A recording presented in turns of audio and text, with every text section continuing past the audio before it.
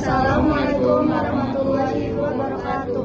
Di sini kami kelompok C ingin memperkenalkan diri terlebih dahulu. Pertama, saya Yasgil Jabarus Manulang. Nama saya Ipa Jutan Malaysia. Nama saya Kanzauralia Putri. Dan nama saya Jessica Febriana. Dan juga kami ingin mempresentasikan tentang pemanasan global. Izin melanjutkan.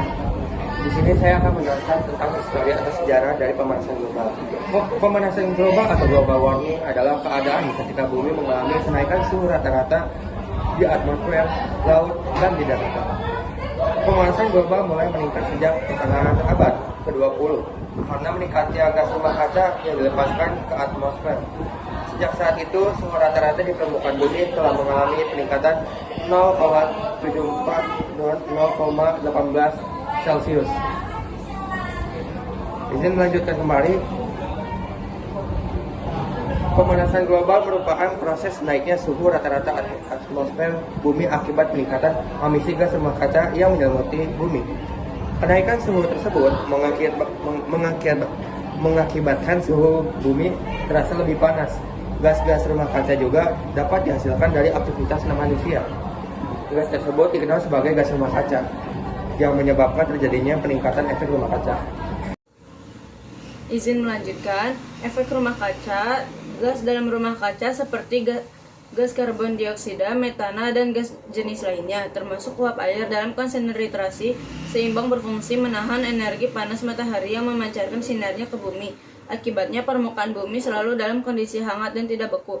Gas-gas yang membentuk atmosfer juga relatif transparan terhadap radiasi bergelombang pendek dan tidak terlalu transparan terhadap radiasi bergelombang panjang. Akibatnya gas-gas tersebut membiarkan setengah radiasi matahari masuk ke permukaan bumi tetapi terjebak 80-90% radiasi di dalam atmosfer. Efek terjebaknya radiasi ini dikenal sebagai efek rumah kaca. Selanjutnya, proses terjadinya efek rumah kaca. 1. Ketika radiasi sinar matahari mengenai permukaan bumi akan menyebabkan bumi menjadi panas. 2. Radiasi panas matahari akan dipancarkan lagi ke atmosfer. 3. Panas yang kembali dipantulkan oleh bumi terhalang oleh polutan udara atau gas-gas rumah kaca sehingga terperangkap dan dipantulkan kembali ke bumi. Proses ini akan menahan sebagian panas yang terperangkap, kemudian menyebabkan suhu bumi meningkat. Akibatnya bumi tetap menghangat dan suhunya semakin meningkat. Izin melanjutkan, penyebab pemanasan global. Beberapa aktivitas manusia yang dapat meningkatkan efek rumah kaca dan memicu pemanasan global yaitu sebagai berikut. A. Bidang transportasi. B. Bidang peternakan. C. Penggunaan alat-alat yang mengandung CFC. D. Pembuangan sampah. E. Boros dalam memakai listrik. Dan F. Alih fungsi lahan. Lanjut, bidang transportasi dan industri. Sisa hasil pembakaran bahan bakar yang dikeluarkan melalui knalpot disebut dengan emisi gas buang dan digolongkan menjadi sebagai berikut. 1. Bahan pencemar. 2. Bahan pencemar yang menimbulkan pengaruh racun. 3. Bahan pencemar yang menimbulkan kanker. Dan 4. Bahan yang mengganggu kenyamanan. Bahan bakar fosil merupakan penyumbang terbesar penyebab terjadinya pencemaran udara dan penghasil gas rumah kaca. Sebagian besar sarana transportasi dan industri menggunakan bahan bakar fosil. Misalnya minyak bumi, bahan bakar fosil tersebut berasal dari pembakaran yang menghasilkan gas rumah kaca berupa gas karbon dioksida, CO2, dan NO. Lanjut.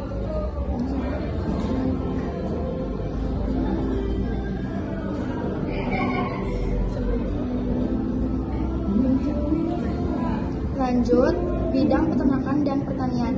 Sektor peternakan menghasilkan emisi karbon dari kotoran hewan yang turun serta dalam pembentukan efek rumah kaca sehingga dapat memicu terjadinya pemanasan global.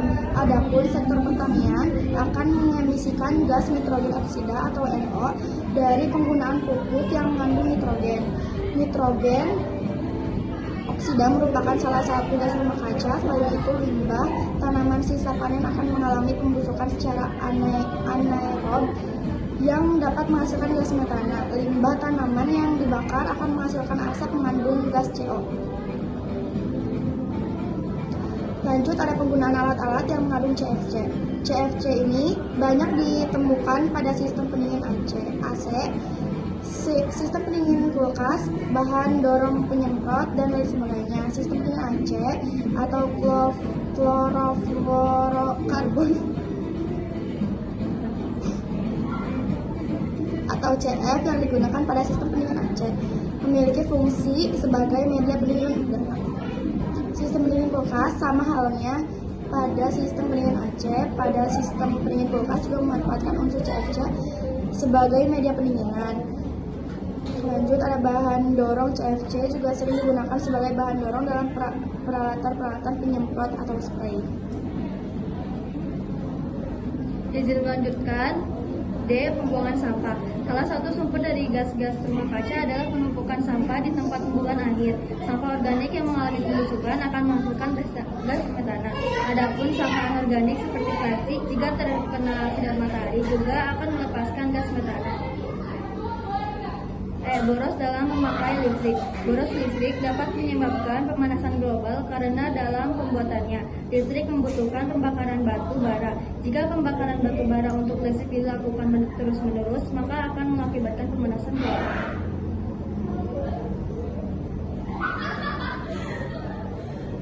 Izin melanjutkan. Alih fungsi lahan. Alih fungsi lahan terjadi karena pertambahan penduduk yang meningkat pesat.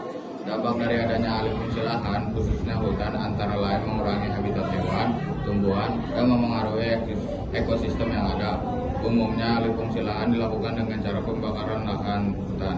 Pembakaran lahan hutan untuk alih fungsi lahan, gas karbon dioksida CO dan gas karbon monoksida CO yang membahayakan bagi tubuh manusia. Penebangan hutan terus terjadi setiap tahun, akibatnya hutan yang gundul makin luas. Kebakaran hutan tentu saja akan meningkatkan suhu rata-rata di daerah tersebut. Akibatnya banyak korban dioksida dan gas-gas lain dilepas ke udara. Padahal pohon-pohon besar berfungsi menyeimbangkan gas-gas rumah kaca dengan menyerap lebih banyak karbon dioksida dan mencegah terperangkap di atmosfer. Sekian presentasi dari kelompok C. Assalamualaikum warahmatullahi wabarakatuh.